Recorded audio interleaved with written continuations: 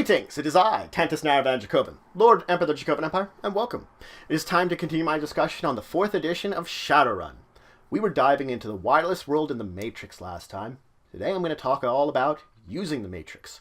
Or at least I'm going to start talking about using the Matrix and manipulating it the ways that you need. Now, in this day and age, the most common uses of the Matrix are through altered reality, much more than the VR of old or the full diving into the Matrix itself.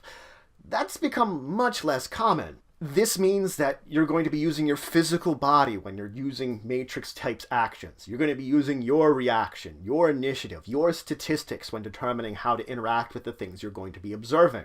You're going to see the objects, the nodes, the icons of the Matrix world basically overlaid into your own world, overlaid into your own vision. And it's going to be up to your comlink and your devices and your programs to show you how to interpret this, to basically give you the information that you're going to be interpreting these visual symbols. You have to consider a large portion of the Matrix data, the traffic of it, is completely uninteresting. So it's actually filtered out by your comlink. Very little data about what's going on in the Matrix around you is actually put into your vision. And in fact, your senses would be overloaded if they actually allowed all that stuff in. So it is good that they restrict it to the more important things for you to basically observe. Now, effectively, when you're traveling around, when I'm walking around, I'm effectively connecting node to node as I go, basically sort of linking into the nodes as I go, and I begin to see icons or representations of those nodes as I approach them, basically become within range of them. These can take many shapes, but things like arrows or symbols will oftentimes tell me there's some kind of node there that I can connect with, that maybe this arrow is linking to this store's node that now I can connect with because I'm approaching it on my travels. I can observe this node in detail. This is the simple action, observe in detail. I can use it on any of these icons or nodes in order to glean information from it, actually. This would be a computer plus analyze program check that I would roll.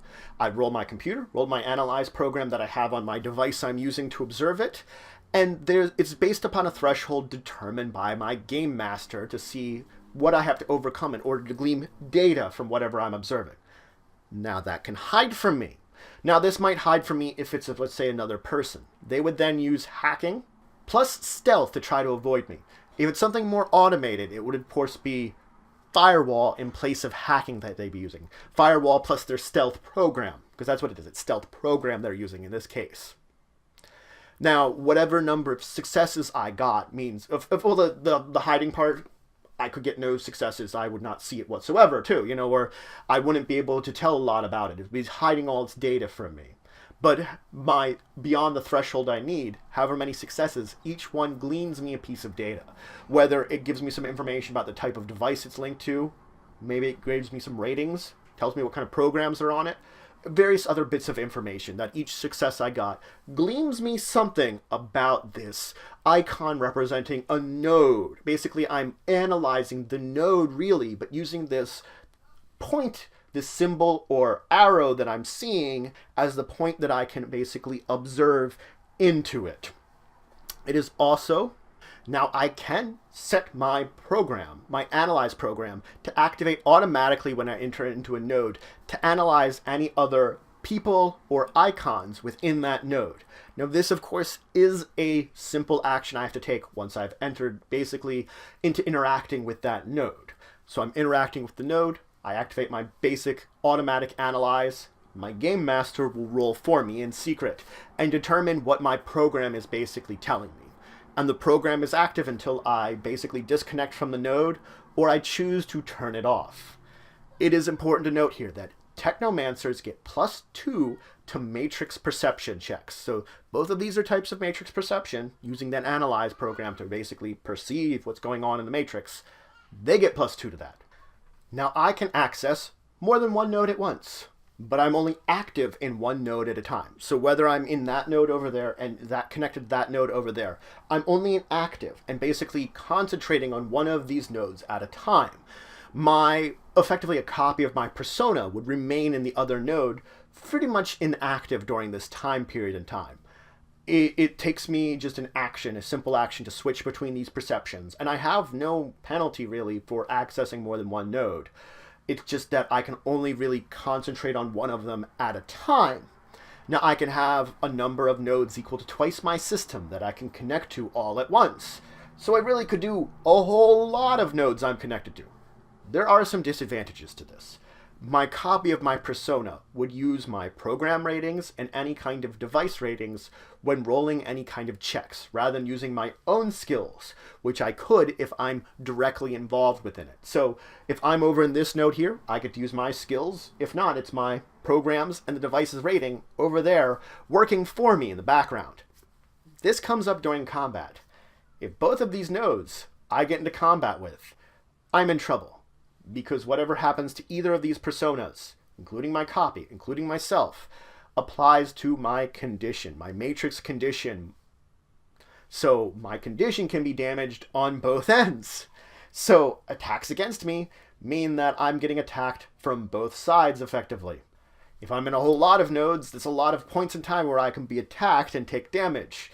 Only the one I'm concentrating on do I get my maximum ability to fight in. The other ones are more automated, which might not be a great idea depending on the system or the programs I'm using. Maybe my skill would be better in these choices when getting into a fight in this node. So there is this big disadvantage of opening yourself up to multiple attacks from multiple angles that you can only deal with really one at a time in the Matrix.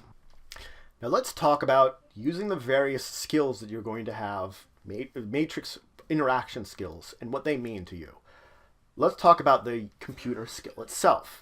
This is going to be when I have to have any kind of basic interaction with the Matrix. I'm more than likely going to roll my computer skill. Now basically when I'm using it, it's going to be computer plus logic. That's going to be my basic roll. Though if I have a specific program which would apply in a situation replacing my logic, then I might use that program there. Regardless of if I'm using straight up my logic or I'm using the program that's on my system, it's going to have a threshold determined by my game master.